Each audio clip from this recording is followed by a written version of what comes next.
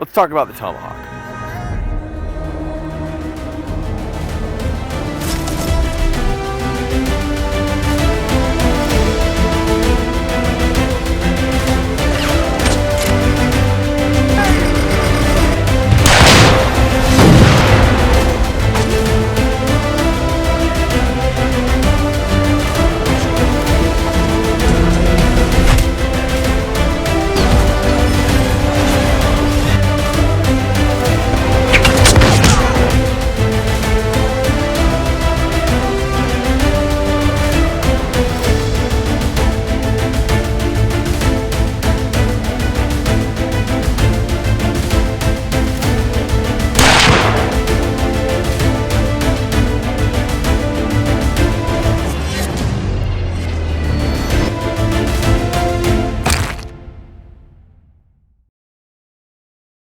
If you are a masculinely charged man and you've had the pleasure of throwing a weapon, a tomahawk, axe, war club, into a target, you know what I'm talking about.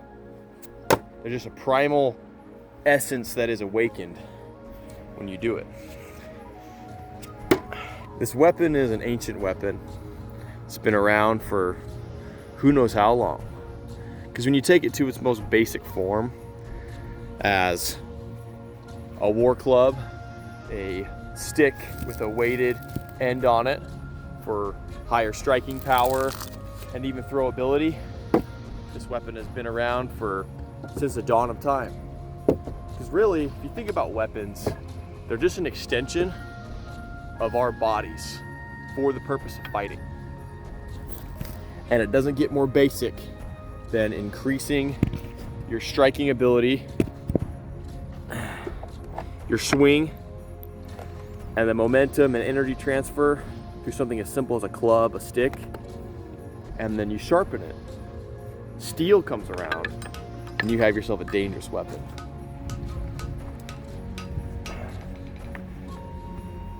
Weapons have always been a huge part of warrior culture in every culture. Think about the samurai's connection to their sword. Think about the Jedi's connection to their lightsaber. This is the weapon of a Jedi Knight. Not as clumsy or random as a blaster. An elegant weapon. Think about the archers and their bows and how deeply they respect their weapons. Or like iconic weapons that belong to just one knight. Like Aragorn's sword. Like you see this all over through cinema and even in history. Well, this concept of a warrior's connection to their weapon has literally been around for as long as we have recorded history. And the tomahawk for Native Americans, this was popular in Viking culture. Think about any indigenous culture, if you go back far enough, their first weapons developed were very similar to these. We're talking war clubs and stuff. Well, they were also deeply respected and had a connection to their weapons. And if you think about warrior philosophy, oh shoot, my phone's falling. There we go. If you think about warrior philosophy, a warrior just isn't a soldier. They're not just fighting machines for the purpose of war. They are defenders of peace, bringers of justice. They train for combat, but they do everything in their power to prevent it, right? Like they are peacekeepers, but training of combat is a big part of keeping any kind of peace. If you have anything worth defending, then you will learn, you will train, and you will work to be able to defend that thing. And it was no different for natives and indigenous peoples. Now you're probably wondering why I'm not using this camera that obviously has much clearer, better footage, and a better mic. Well, the battery's dead. I showed up out here and it was 10%, and it's struggling to film for any more than 10 seconds before it just powers itself off. So we're using the phone today. Anyway, we're down here by the river, setting up a couple stands and some stumps because we were this close to breaking our neighbor's window because we had this set up in our yard, and we live in a very tight community. We're just feet from each other's houses. So that didn't fly. So we're out here, just bumped down a dirt road. Just gonna hit the dirt and have some fun throwing.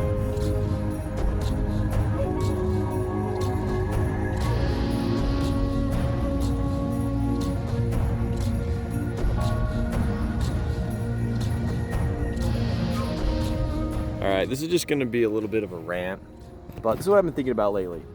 Every warrior has had a weapon of their choice throughout all ages of time, depending on what weapon was relevant at that time. Like you see these military professionals today naming their guns and, you know, customizing them all out because it's special to them, it means something to them. Weapons were decorated and respected for so long, and there's a connection to the weapon that serves you most. Like, you don't see Legolas and Aragorn in Lord of the Rings using the same weapon because they're very different people. Their fighting styles, their culture, their traditions are very different. And so they have very different weapons. This is my weapon of choice, right here, the Tomahawk. If you think about it, and I'm not trying to convince any of you that this is a superior weapon, for it can be superior or inferior to the individual. It's going to be very different. But think about a weapon that you can use in close combat, like a sword. You can throw at incredible distances with training and accuracy. It's a tool that you can survive in the woods. You think about it, the frontiersmen of this country, United States, this weapon was life and death. Because this not only was the ultimate survival tool in the wilderness, it was also the ultimate self-defense weapon. And you could have it all in one combination package of just the most efficient and effective weapon. And what's crazy is that it wasn't just proven to be useful to the frontiersmen, but it carried on. Like, look at the history of Vietnam and how the soldiers they actually manufactured tomahawks for the soldiers because of the rough terrain that they were in and how effective it was as a close quarters combat weapon that packs light, stores easy, and is used in so many other ways. Even nowadays, special forces operators use tomahawks very similar to this one. It's a much more modern design, breaching tool, combat tool. It's freaking awesome. That's why I have a connection to a lot of these fictional characters of like movies, like and video games, like the Patriot. His tomahawk was his weapon. That's what he chose to use. He carried that on the front of the battle. He had his musket, he had his pistol, but he always had this, and it came in handy. For him, it was an ultimate weapon. Last of the Mohicans, Hawkeye and his tomahawk and his knife, freaking Assassin's Creed, Connor Kenway's tomahawk. That was his resort. He had his bow for when he needed it. He had a pistol when he needed it, and he'd find a rifle if for some reason he needed a rifle. But his go-to was a tomahawk. Something you can throw, something you can fight with close quarters, something you can hook other people's weapons. This thing is fucking incredible. Me and Travin, my buddy, TJ Trucker, if you know him from YouTube, we were just talking. We went outside. We had one of these stands set up, and we just, you start throwing, you start talking. It turns competitive real fast. You can throw for hours, like hours. When all my brothers and family came back for Christmas, we had one of these stands set up in the backyard, a couple tomahawks. We just threw for like 3 hours straight, and it went by just like that. Like, if you've done this, you know exactly what I'm talking about. It is so addicting, and it fulfills a very primal satisfaction of being a warrior and freaking nailing a target. It's just letting this fly out of your hand, and the thud of the wood is just, you can't beat it. You can't beat it. It's a passion of mine, and there will probably be much more content Tomahawk related coming up. Today I've been throwing a variety of tomahawks, some cold steel ones, some custom ones. I'll go into that in another video if you guys are interested. Yeah, let me know in the comments if you guys have ever done this before. Have you ever been to like an axe throwing place? Tell me what you feel. Tell me what your experience was. Tell me if this is any of y'all's weapon of choice like it is mine, or a second or third option, second to maybe your bow or your musket or your knife or a sword even. Like, let me know where this fits in your arsenal. And I also want to talk about the connection between a warrior and his weapon. Like I mentioned earlier, it's more than just a fighting tool. It is something that you train with and become very intimate with. And it turns into more of an art, a perfected art, than it does a means of hurting other people. Does that make sense? Like the samurai would train with their swords in a way that was an art form, not purely combat related. It's called a martial art for a reason. And that is, even just talking about martial arts and combat sports, really kind of awaken what the warrior essence truly is. It's not purely about fighting. It's not purely about fighting. It's about respect for your enemy, respect for your weapon, respect for life. Like, I can't help but think about like the Jedi in Star Wars and how their lightsaber training, it was more like they were training to master an art. And there's all these different fighting styles if you get into Star Wars lore. One's path in the Force is really demonstrated through their lightsaber fighting style, which is super interesting. The color has something to do with it, their fighting style has something to do with it, but they train like it's an art to be perfected, and that's how they fall in love with it. And that's how you get so good, is that if you're always training for purely combat abilities and you don't have that fun creativity side of the art or the mastering of a weapon, you will never become a master of that weapon without that creative, kind of explorative, fun aspect to it. That's the way I feel.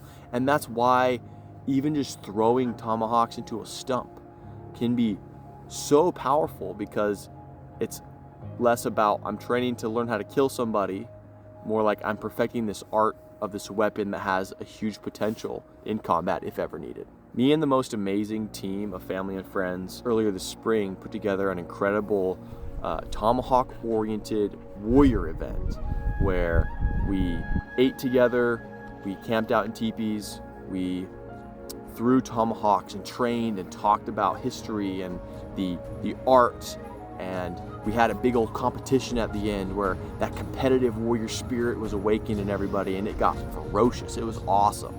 I'm putting on another one. So my website is linked below. If you're interested in going to one of these events or learning more about it, check out that link. It's freaking awesome. I've also started an online community called the War Club. It's a club of warriors, starting with the foundations of what a warrior is and what their weapon is, starting with war club basics and evolving into tomahawks and throwing techniques, and talking about warrior spirit and developing that essence and that power that is lacking in so many men today. If you're interested, check that out. It's also linked below. It's a school community. You'll see it there. 100% free. Anyone's welcome. Let me know in the comments what you think about the tomahawk as a weapon, what you think about the warrior spirit, and what a warrior's connection to their weapon is. I would love to hear your take on it. I would like to do more videos like this in the future, and I just want to get some feedback. So thanks a lot for joining me. This has been a ton of fun. It's probably too dark to even see me. Hopefully we got some B-roll of the drone going. But anyway, this was a really off the hip thing. This has been a great time. We'll see you guys in the next video.